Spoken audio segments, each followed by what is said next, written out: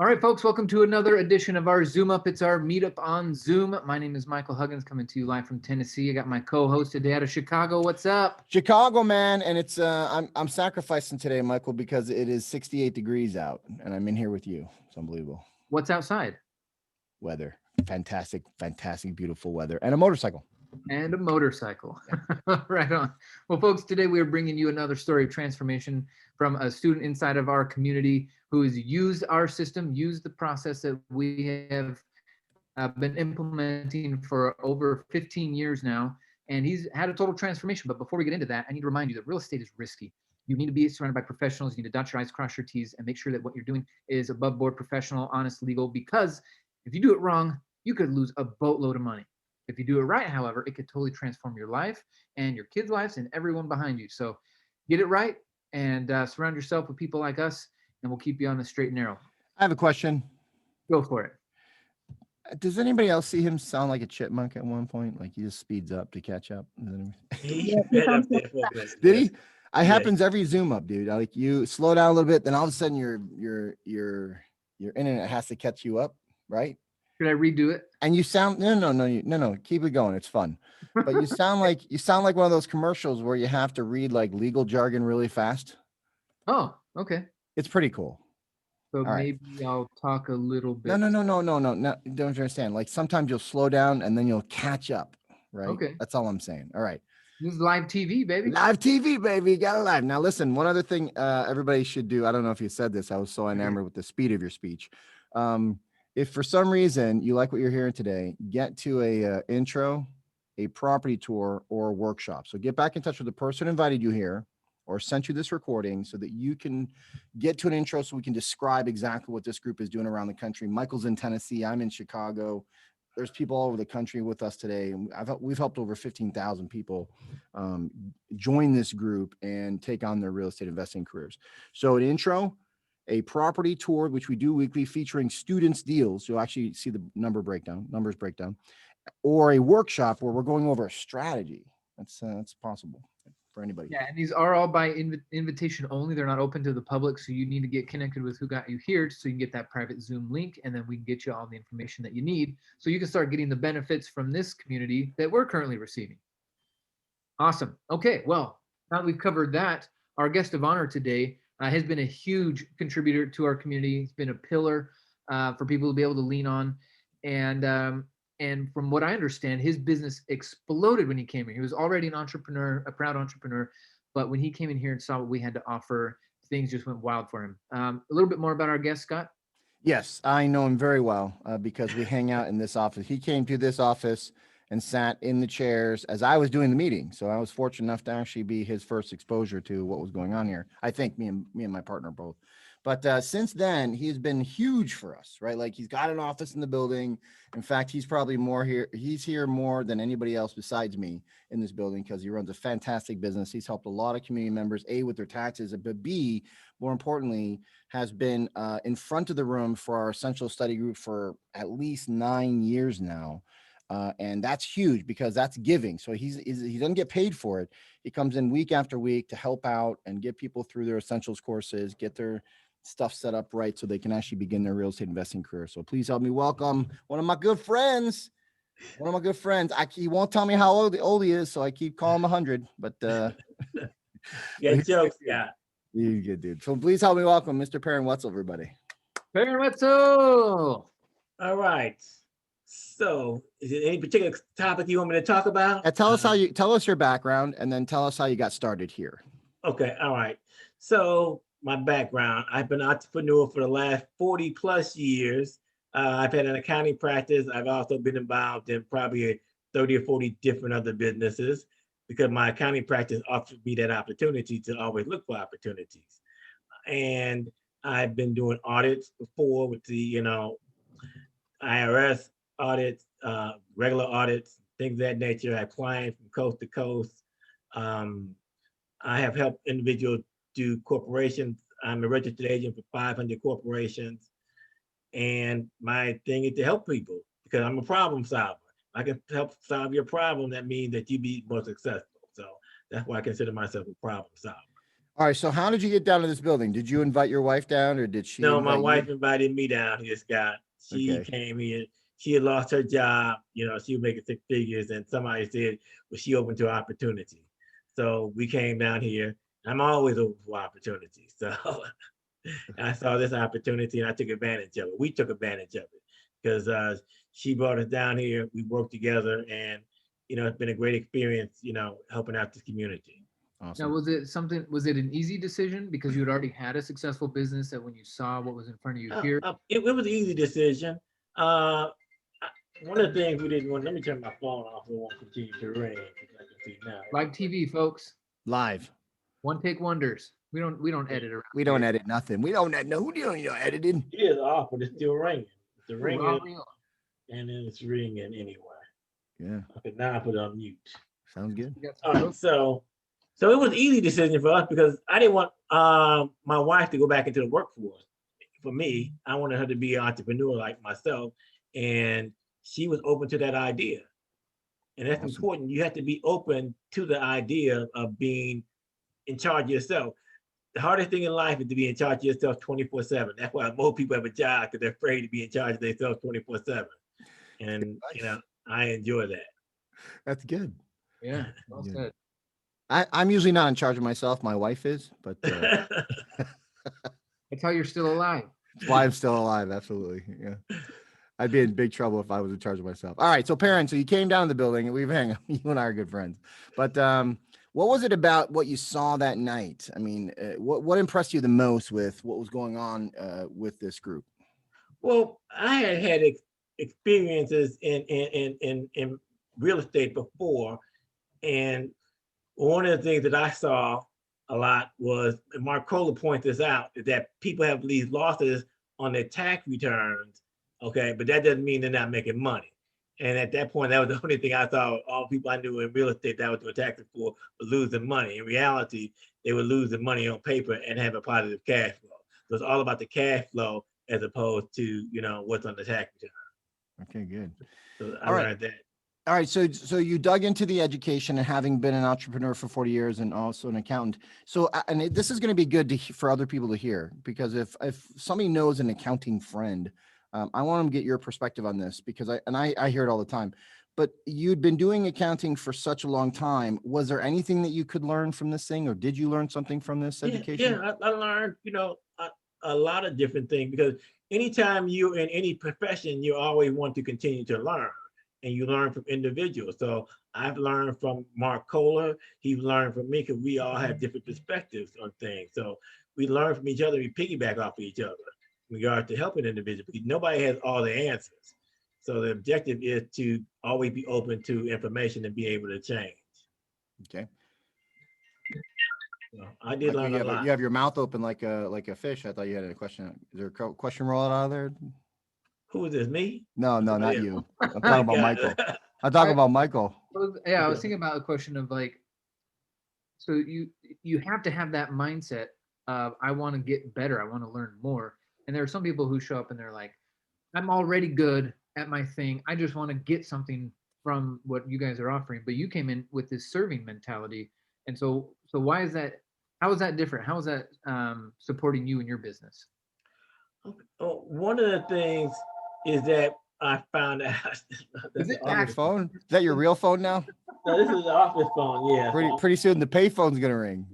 Silence. Your mom So how to turn this thing set off? you up with. You don't know how to turn that off.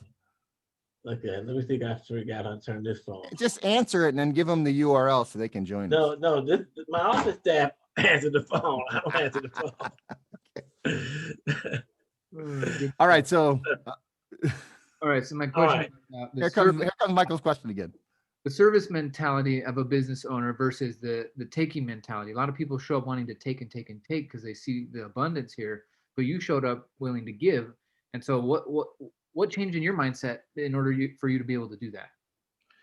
Well, one of the things I saw that people were giving in most organizations you have, there's always, you know, they want to hold things back. But in this organization, people wanted to give information freely. And that was the biggest difference in this organization than most organizations, where that they have a scarce mentality.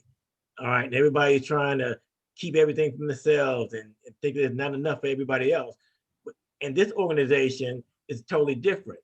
People want to give and help you. All right. And that is one of the biggest difference between this organization and any other organization I've been involved in, is the giving aspect. People helping each other. And they freely do that, as opposed to, oh, I'm only going to give you X, Y, Z, but I'm going to hold all the good stuff for myself. All right. So, you know, whatever, like Fenton Scott, if he knows anything, he's going to give it to you. All right. And he's not going to hold back. He's not going to say, I'm not going to give you this because I think he's going to be better than me or something else. Hey, he wants you to be successful. And that's the whole objective. They want people to be successful in this education. And I think that's one of the reasons why the study group started, is because of the fact that people were buying education and were sitting on it. We wanted people to do something with the education, be successful with the education. And that's human nature. I have all these things I bought, used them one time, and it's sitting in the closet somewhere. How many times have you done that? You know, you bought something and you never used it but the first time. And that's what happened with this education until we started doing a study group, that people started being accountable for each other. And that helped out. You got a lot of results now. So tell us a little bit about your real estate now and how being involved in this organization helped you with your real estate. What's happened since? Okay, one of the greatest things I found out about real estate in this organization is that you can use other people's retirements. And that's something that in every real estate transaction that I've done, I've used somebody's retirement money in order to do my real estate transaction, as opposed to going to the bank. And I've done. You have to be a CPA to do that? No, you could just be anybody. You know, at one time I was in a study group, and this was I think it was a buy and hold study group.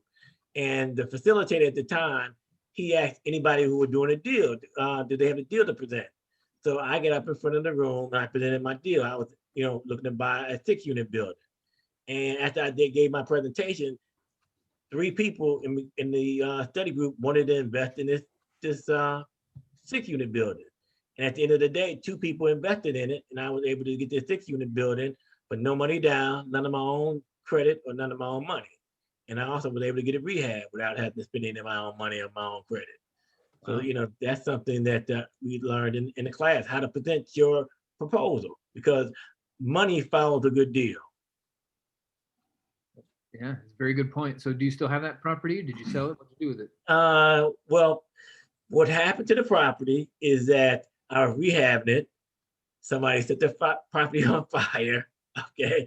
And I learned through an out of education is that I only paid $50,000 for a 6-unit building that was completely occupied. So my insurance person told me that, you put $350,000 worth of insurance on it, it should cover it. But in reality, I needed $450,000 worth of insurance on it. So when it caught on fire, the insurance company, they dinged me because I didn't have enough insurance on the property. Huh. All right. So the damage was more than the insurance wanted to cover. So I had to tear the building down. It cost me $85,000 to tear the building down. I only paid $60,000 for the property. And and I was able to glad you can laugh. Here's what I'm glad about. I'm glad you can laugh about it. It's awesome. Yeah. So I paid my investors off. I had the building torn down. I still put about $50,000 or $60,000 in my pocket at the end of the day. Okay. Okay. But I would rather have had the building than $60,000. But everyone got paid back, and everybody got paid back. Yeah. And I made $60,000. Wow. And I didn't see that coming. Hey, hang on a minute. Bring, bring. I think the city of Chicago's calling me for a payment. All right. Okay, so I got a question. Okay. I got a question. Okay, so tell us about that first deal. And let me ask you a question. Had you ever done real estate before you walked into the building? Had you ever done it before? Not besides really. your own house? No. Okay, so tell us about your experience on that first real estate deal. Loretta kind of told us about it, but I want to hear from your perspective. Okay, all right. So when we first joined, we were hot to do a real estate deal. So we went with Justin Kane. We went with what's the guy's name? Andy was his name. Andy. Well, one of Justin. Who cares? But go ahead. Okay, who cares? Okay. So anyway, we went and we analyzed about 5 or 6 deals, And then there's this one deal that was in a foreign country called California. California. California. Oh, your And first deal. That's right. Your first deal was in it was in California. Loretta did California. not. Loretta didn't talk about that. Good. I'm glad Okay, you're telling us. it was in California. And Hugh, who used to come in and do the wealth summits, Mhm. we would tell him about the deal every time he come in every month. And he said, you should do the deal, you should do the deal. We were afraid. So the last time he came in, he said, if you don't do the deal, I'm gonna take this deal away from you. And if the deal was with one of her relatives who had inherited the property from her mother, she lived in Chicago and we lived in Chicago, and property was in California. We were just brand new, we were doing analysis, so we said, okay, we'll go with the deal. So we drew up the paperwork, and they started asking us about a deed and trust. Okay, we hadn't gotten that far in the education yet because we didn't know what a deed and trust is. A deed and trust is like a mortgage in Illinois. So so we found out what a deed and trust was. She didn't know what a deed and trust was.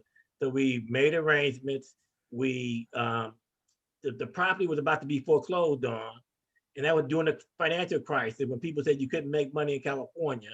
And we did. And one of the things is that the paperwork was wrong. So we had a choice to try to do a loan modification or catch up on the property.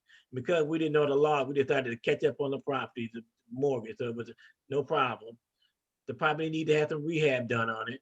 Somebody in the community loaned us money in order to do a rehab on the property. We rehabbed it. And after everything was said and done, we made $80,000 profit on the property, our first deal, because Hugh made us do it.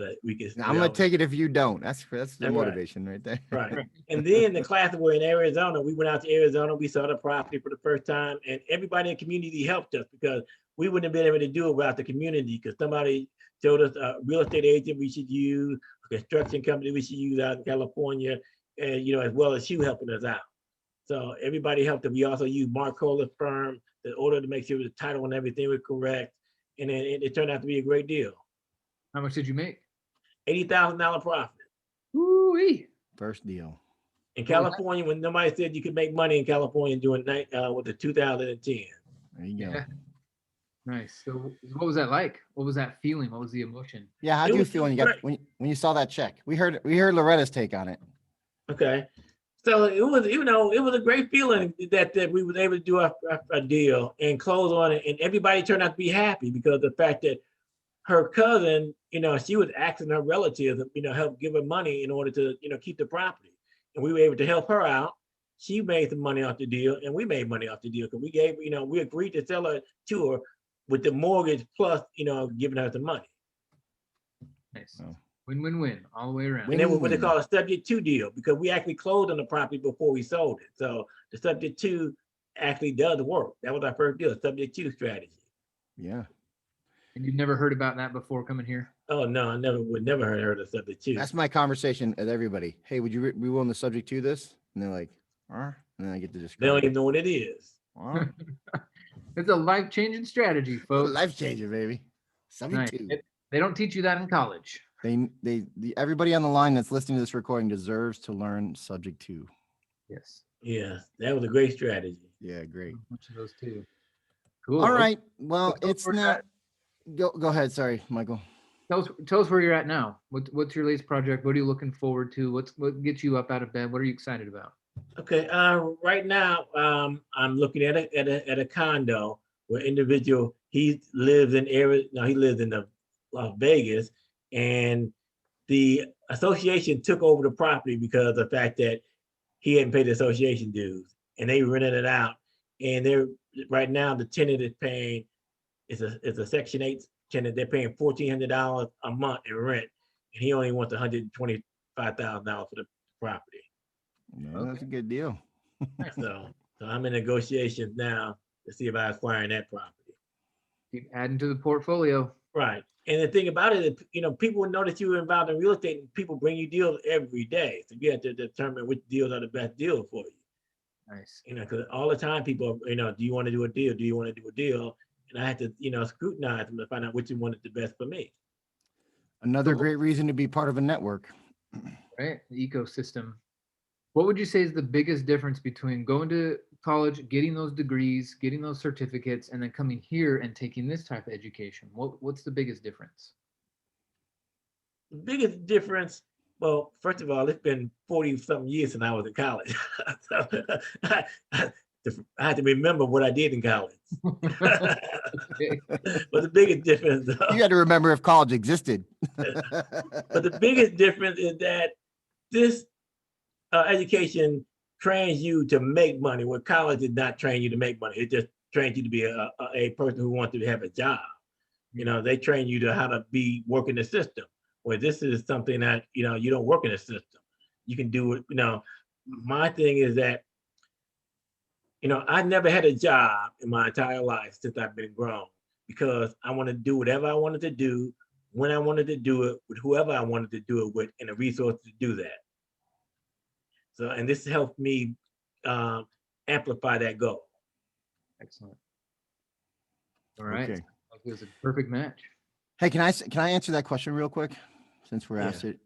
So look, I think the difference is I went to college too, and I, you know, graduated after 5 years of ramen noodles, right? Like looking for that job. When in this education here, I got to take a class and I got to use it, right? So I was literally in the midst of the short sale classes, and I'm like, hey, let me go get a Liz pendants list, and because they just taught me how to do that, right? And I did it, right? And then, you know, you go ring a doorbell on a door right after you take the class, right? So you know, you're using the stuff as right after you're taking it. You're not having to wait 5 years till something can be activated.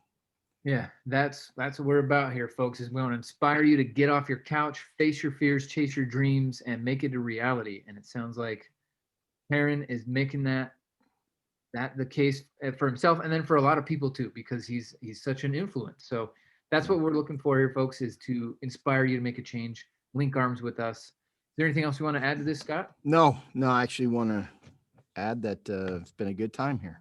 Yeah, thank you so much, Perran, for being here, taking some time. It's tax time, so I get it. You're busy, phone's ringing off the I'm hook. bringing up the hook. Awesome. Well, stick around. We got 2 bonus questions for the folks that are here live, so please stick around. And for everyone else here who's watching this, or you are catching the recording, it's now your opportunity to get back with the person that got you here and come to the intro, come to the house tour, come to a workshop, open your mind, come and see what's possible for you, and we'll cheer you on. We'll give you all the resources we can, and there is a path that's laid out for you. You just got to show up. So with that being said, I want to congratulate Perran for all the success he's experienced, and thank him for his time and his energy and his willingness to serve. And we're going to wrap this one up, folks. We got almost 100 episodes in the past, so go check those out, share them with your friends, and we will see you on the next one. All right, 2 bonus questions. Scott and Michael, who invited me on your show. I really appreciate it. Thank you. right. Thanks for coming. All right. Thanks for being late. All right.